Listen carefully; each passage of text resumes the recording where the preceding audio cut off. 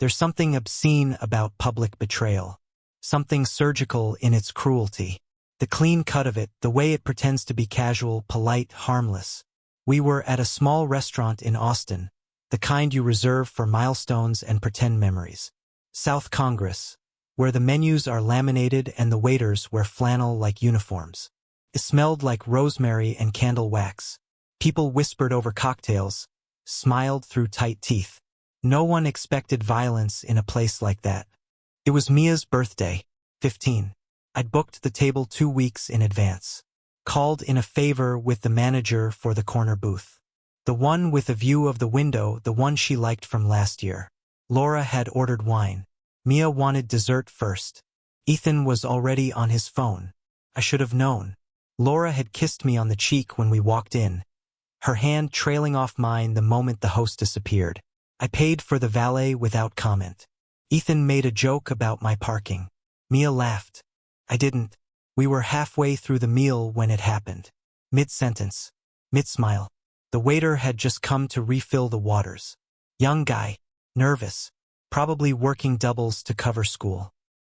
He stood at the edge of the table like a guest. Not quite welcome, but tolerated for the service he brought. That part one understood. Ethan put down his menu with a casual flick. He didn't look at me. Didn't need to. I'll have the steak, he said. Medium rare. Then, without missing a beat, he turned to Laura. And by the way, Mom, I don't think he should be here. The table went silent. The words didn't hang. They sank. Like lead dropped in water. He's not family, Ethan added, his voice flat. He doesn't make the decisions. Dad does. The waiter froze. His pen hovered midair, unsure whether to keep writing or vanish. I looked at Ethan. He was calm, comfortable. His tone wasn't angry. That was the worst part. He wasn't lashing out. He wasn't looking to wound. He was just stating a fact. Like I was a piece of furniture he'd grown tired of. Mia snorted into her napkin. Laura shifted in her seat, stared down at the table, and reached for her wine. No one looked at me. No one defended me. The waiter gave me a glance, uncertain. And for you, sir? I didn't blink. Water's fine. He nodded and vanished, grateful to escape the wreckage. I didn't speak. I didn't raise my voice. I didn't ask Ethan to repeat himself or explain his words. I didn't reach across the table and ask Laura what she thought of that, what her silence meant. I didn't move. The rest of the dinner played out like theater. Forks scraped plates. Mia laughed at something on her phone. Laura complimented the pasta. I chewed slowly, each bite like ash, and nodded where expected. No one apologized, because no one thought they'd done anything wrong. And that's what stuck with me. That was the rot at the core.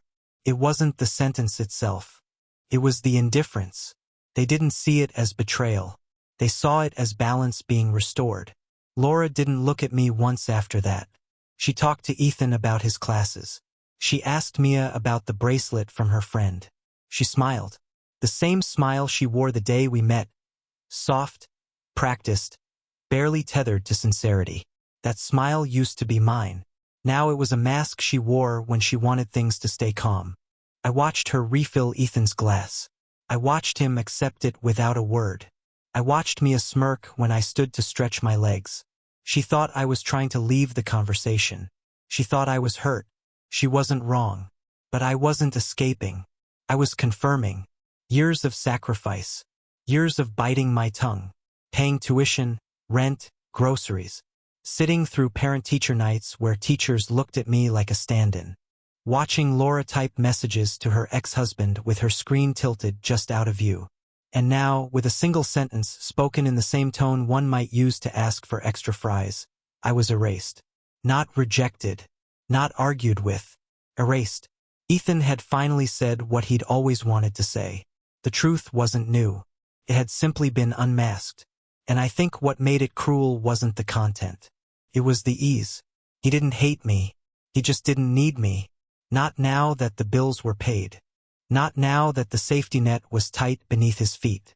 I sat back down. Quietly. Finished my meal. Every bite a negotiation with my pride.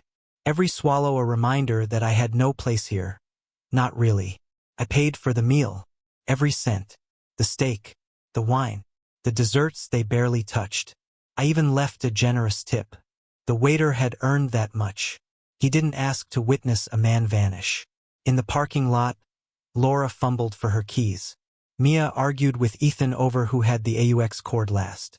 No one looked at me. I didn't get in the car. Laura didn't notice.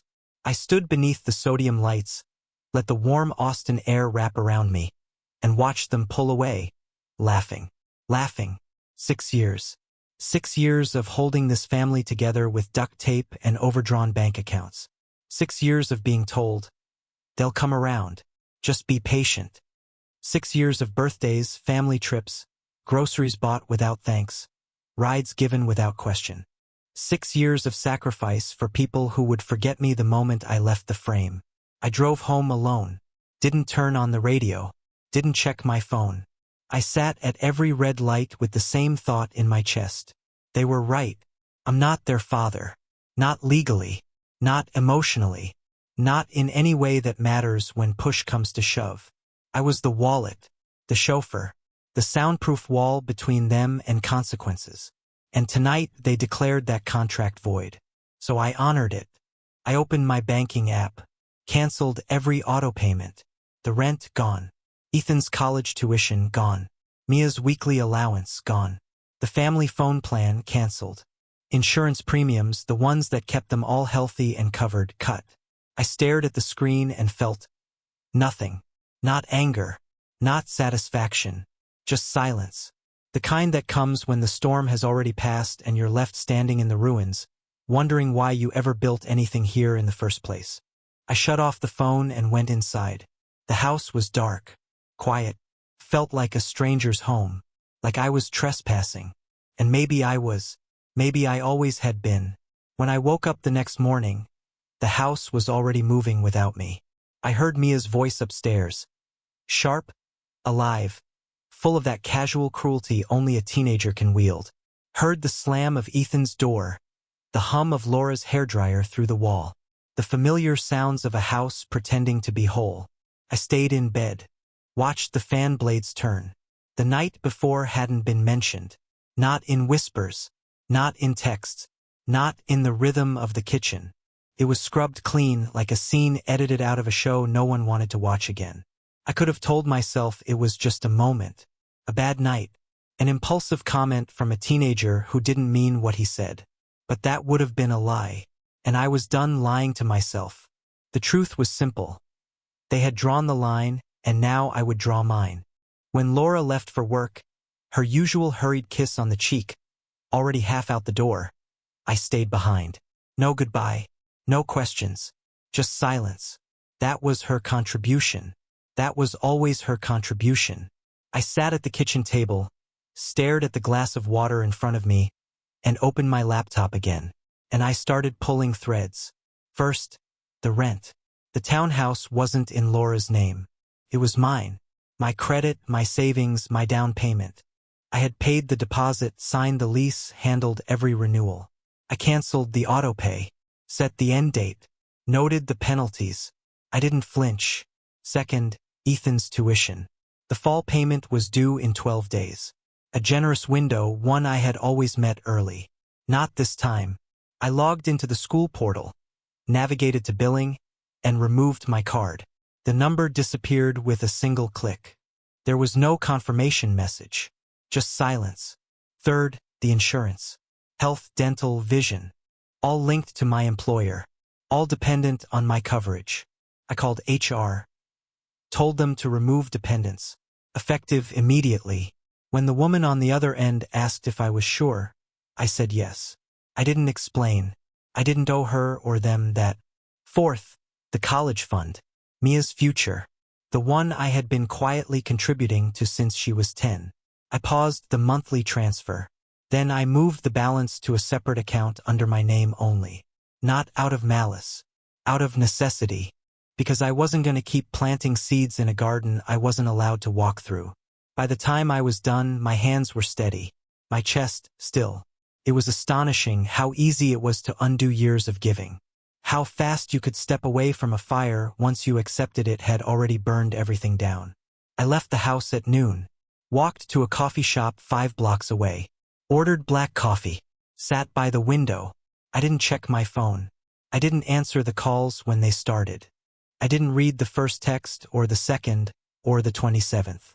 I just watched the street outside and let the panic bloom on someone else's timeline. Because that's what it had always been, my timeline. My bills, my deadlines, my consequences. They never knew what it cost. Not in dollars, not in hours, not in blood. They thought the tuition was automatic. That groceries appeared like magic. That the lights stayed on because the world was kind. Now they would learn the truth. Not in a speech, not in a fight, in silence. That afternoon, I rented a storage unit, paid for 6 months up front. Quietly boxed up the things that were mine. Not sentimental, not shared, not debated. Tools, documents, old clothes, items they'd never notice were missing. The essentials, the escape kit. When Laura came home that evening, I was sitting on the porch, watching the sky fade from orange to ash. She looked at me like a question she didn't want answered. They emailed me, she said. I nodded, waited. Ethan's school. The payment didn't go through. I kept my eyes on the horizon. I know. You were supposed to. She stopped, restarted. Is something wrong with the card? No. Then why? I canceled it. Silence. Heavy. Sudden. You what? I canceled all of it, I said. The tuition, the rent, the insurance, everything tied to me. She stared at me, waiting for the punchline. There wasn't one. Are you serious? I've never been more serious. She blinked, staggered. You're destroying everything. No, I said. I'm stepping away from what's already destroyed. She opened her mouth, closed it, opened it again. Michael, they're kids. You can't just. I didn't erase myself, Laura. They did. You let them. She flinched at that. And then came the defense. The familiar routine. They're teenagers. They say things they don't mean. You're the adult. You're supposed to be above this. I turned to her then, looked her dead in the eyes. No, I'm the provider. Or I was. I was the man who paid for this roof, these bills, these futures. And yesterday your son, your blood, told me I wasn't family, that I don't make decisions. And you said nothing. You let it happen. You watched it happen. She shook her head, angry now. I didn't hear him. I didn't understand. You heard him. You chose not to act. She looked away. That was her silence again. Her favorite escape. You think this is revenge? I asked. It's not. It's alignment. They told me where I stood. I'm just standing there now. She stepped back. Like my words were poison. You're really doing this? Yes. And what am I supposed to tell them? Tell them the truth, I said. Tell them the man they erased listened. And left. The conversation ended there. She walked inside. The door closed hard. Not a slam, not yet. But louder than necessary. I stayed on the porch for an hour. Let the weight settle. Then I stood, walked to my car, and drove to a motel on the edge of town. $40 a night. Clean sheets. No questions. I didn't sleep much. But when I did, it was without dreams. The next morning, I checked my phone. 38 missed calls. 56 unread texts. From Laura. What are you doing? Why are the payments gone? They didn't mean it. We can talk. This is cruel. I didn't reply. I saved the messages. Every word. A record of panic. A record of truth. Because it wasn't cruelty. It was clarity. You can't claim a man is nothing and still expect him to pay like he's everything. By the second day, the tone shifted. You're acting like a child. You're punishing everyone because your feelings got hurt. What about Mia? What about me? Still, I said nothing. And in that silence, something beautiful happened. They began to hear themselves. When a man finally stops giving, the world around him reveals what it's built on, or what it's borrowed. They had borrowed everything. Love, safety, provision. stability. And now the lender had closed the account. By the third day, the calls doubled. The tone changed. Laura's messages, once pleading, now rattled with accusation. A shift I recognized too well. Desperation clothed in anger, because sorrow hadn't gotten results. You're tearing the family apart. You're proving Ethan right. You're punishing Mia, too, for something she didn't say. We're going to lose everything if you don't fix this. I read them once, then archived them. They weren't for me. They were for the man she still believed I was. The man who would absorb insults, flinch from guilt, and come crawling back with his wallet in one hand and forgiveness in the other. That man was gone. She had let him die at a dinner table, under candlelight and birthday banners, when she pretended she didn't hear her son call him nothing. That kind of silence has a cost. It accumulates like mold, quiet, suffocating. I spent those days living as a ghost, a name removed from their banking apps, a presence no longer felt in the hum of the household. I didn't answer their calls, didn't return to the house. I watched the destruction from a distance, receipts, alerts, digital footprints of collapse. It was Ethan who cracked first. The message came at 2:14 a.m., sent from his college email account. Hey, I think there's a problem with the tuition. The portal says something bounced. Can you check it? I think it's just a mix-up. A mix-up. After everything, he still believed money just existed, that it flowed, unquestioned, that I would respond like a vending machine, input a plea, receive a deposit. I didn't reply. At 2:16, another message. I really need this fixed. I can't register for next term. They're putting a hold on my classes. Please. He was polite now, the tone a little more measured, the arrogance not quite gone, but shrinking. It was the voice of someone trying to build a bridge, not out of remorse but necessity. At 2:30 a.m., I turned off notifications for that account. By morning, the phone calls resumed, not just from Laura. Now Ethan tried too. He left voicemails, stammering half apologies, dressed in the language of urgency. I didn't mean it like that. I didn't think you'd actually. Look, can we just talk? No, we couldn't. Because what was there to say? He didn't believe I was family. He said it with clarity. He said it with witnesses. He said it with a smirk, like a closing argument. Now the verdict had been handed down. If I was not his father, then I was not his funding, not his landlord, not his safety net, not his quiet background miracle. I had left the courtroom. I owed no appeals. By day 4, Laura's messages grew frantic. She had beg *N to understand. The landlord called me today. Mia's therapist session got declined. It's on your insurance, isn't it? Why would you do this to her? To me, because I didn't do this to them. I stopped doing this for them. That distinction matters. It was always easier to pretend that I was just being generous, that I was comfortable, that I had money to spare, that I enjoyed the role. But the truth is, generosity that becomes expectation is no longer kindness. The servitude. And when the servant revolts, the masters cry foul. On the 5th day, a letter arrived, scanned and emailed to me by the university. It was addressed to Ethan, cold, clinical, final. Outstanding balance, $9,842. Suspension of enrollment pending. They gave him a deadline, 10 days. 10 days to fix it. 10 days to summon a father he had banished from his vocabulary. 10 days to build a bridge from broken pieces.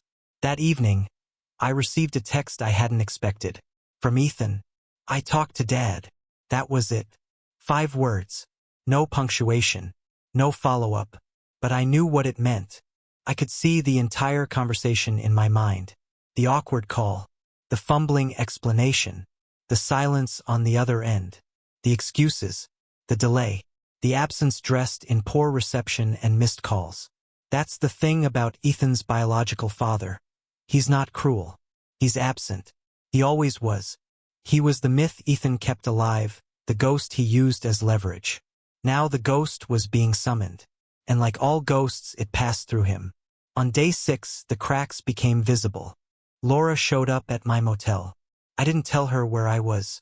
She found me anyway. She knocked. Once. I didn't answer. She waited 10 minutes. Then she slid a note under the door. It wasn't long. It wasn't angry. They're scared. I'm scared too. You made your point. Can we talk? Please? No signature. I read it twice. Folded it once. Didn't respond. Because it wasn't about talking. It never had been. Talk is cheap. They had talked for years, over me, around me, past me. What they hadn't done was listen. Not to my exhaustion. Not to my warnings. Not to my presence. And now they were listening. Finally. Because the silence cost them something. Day 7. The real fallout began. Ethan came home from college. Packed what he could. The university had called again. This time, the tone wasn't clinical, it was final. If the payment wasn't received, his enrollment would be frozen. He panicked. Laura texted me. He's here. He's trying to call you. He says he didn't mean it. That it was just a joke. Can you come? A joke. Isn't that always the defense? Words are daggers until they backfire. Then they're just jokes. I remembered the tone. The way Ethan had said it. Calm. Composed. No malice. No hesitation. He wasn't lashing out. He was revealing something. He meant it. In that moment, he meant it. And now, stripped of the consequences, he wanted to take it back. But words don't work like that. They stain. They sink. They define the space you're allowed to occupy in someone else's life. I did not reply to Laura. I did not pick up Ethan's calls. I watched from a distance as the house I had carried began to creak under its own weight. No tuition. No allowance. No rent. No insurance. No future plans. Only memories. Only the echo of a man they dismissed too soon. By day 8 I heard from Mia. Not directly. Through Laura. She said Mia had cried that morning. Asked why I hated them. Asked why I disappeared. She's a child, Laura said in the message. She doesn't understand what's happening. I almost laughed. Because Mia understood perfectly what was happening that night at the restaurant. She smirked. She watched me get erased. She saw it and enjoyed it. Now she didn't like the silence that followed. They never do. Because when the man who always pays stops showing up, they realize how much of their world depended on the one they refused to welcome into it. I closed my phone. Walked to the storage unit. Sat among my own things. My own life. Quiet. Untouched. Mine. No borrowed memories. No shared obligations. Just me. My choices. My silence. This wasn't revenge. It was accounting. They ran up a balance. And now the bill had come due. It was day 10 when Ethan showed up at the motel. No warning. No message. Just a knock. Not the timid kind. Not angry either. Steady. Almost hollow. Like someone knocking on a casket, unsure what might answer. I didn't open the door right away. I stared at it for a moment, counted my own breaths. Then I pulled it open. He stood there. Backpack slung over one shoulder, face pale and thinner than I remembered. His eyes had the glassy sheen of someone who hadn't slept. But it wasn't grief. It was fear. And fear has a different posture than regret. He didn't ask to come in. Just stood there, like the hallway had grown teeth. The boy who declared I wasn't his family now couldn't meet my eyes. Can I talk to you? I nodded once. Not yes, just acknowledgement. He stepped inside. Looked around the room like it belonged to a stranger, which it did. He sat in the single chair. I didn't offer it. I just stood by the dresser. A long silence. Then he started speaking. I didn't mean it that way, he said. What I said. At the restaurant. I was just angry. I was trying to look tough in front of Mia. It was dumb. He waited for a reaction. I gave him none. I thought you'd be mad for a bit, he continued. But I didn't think you'd cut everything. His voice cracked there. Not from emotion, from panic. A child, finally understanding what consequences feel like when there's no cushion beneath the fall. My classes are gone, he said. They suspended me yesterday. And the apartment. I have a week before they kick me out. Still, I said nothing. He was used to words changing things. Pleas becoming compromises. Mistakes being reset by apology. That was the house I had built, a house without cost. That house no longer existed. I called Dad, he said. He said he can't help. Said I should figure it out. That I shouldn't have said what I said. There it was. Not an apology. Not accountability. Just confirmation that the other man had once again done nothing. He rubbed his hands over his face. Tried to collect himself. "I'm sorry," he whispered. I watched him. Not the words. The posture. He wasn't sorry for what he believed. He was sorry for the outcome. He had believed what he said at that table. He had believed I wasn't family. That the man who showed up for holidays and birthdays, whose blood mattered more than my presence, was the real parent. He had believed it until the world demanded a payment. And now that his real father had vanished, he came crawling back to the man he dismissed, because suddenly, blood didn't carry interest. "I'll fix it," he said. "I'll get a job. Pay you back. I'll make it right. Just, please, I need your help." I looked at him. I looked hard. Not with anger, with clarity. And when I spoke, my voice was level, cold. The tone of finality, not threat. "No." He blinked. "No. You told me I wasn't your father. You said I didn't make decisions. That your real dad does." He opened his mouth. "I didn't mean." "You did," I said. "You meant every word. You just didn't expect the cost." His jaw clenched. Not in defiance, in helplessness. "You got what you wanted," I said. "You drew the line. You said I was nothing. So now I'm nothing. That includes my money, my name, my support, all of it." His voice dropped. "You're ruining my life." "No," I replied. "You did that the moment you believed love didn't need respect." Silence again. A long one. Then, with a whisper, "Please." That's when I saw it. The shift. The realization that I wasn't going to break. That the wallet wasn't coming back. That the man who'd quietly shouldered his world was truly, irrevocably gone. He stood, shoulders sagging. And for the first time in his life, he looked like what he was. A child who had gambled with arrogance and lost everything. "I'll go," he said. I nodded once. And he left. No slamming door. No last word. Just silence. Again. A day later, Laura texted. "You made your point. Come home." I didn't respond. Mia won't stop crying. No, Ethan has nowhere to go. No. You've proven you don't care. That one made me laugh. Because that's the lie people tell themselves when they lose control. That your refusal to enable them is a form of cruelty. But this wasn't cruelty. It was clarity. I had spent years giving. Quietly. Steadily. Always hoping that my presence would turn into belonging. It never did. I was tolerated. Useful. Disposable. And the moment I stopped being convenient, they called it betrayal. But I didn't betray anyone. I just stopped pretending. A week passed. Then 2. No calls. No visits. Just silence. Mia didn't write. Laura went quiet. Ethan disappeared. That's what happens when the money stops. The emotional weight shifts. Suddenly, you're not the villain. You're just absent. And they don't know how to chase a ghost they created. I moved out 2 weeks later. Quietly. Cleanly. Canceled the last utilities. Closed every joint account. Left the key in an envelope taped to the kitchen counter. No note. No goodbye. I didn't owe one. Because I had already said everything I needed to say. Not with words, but with absence.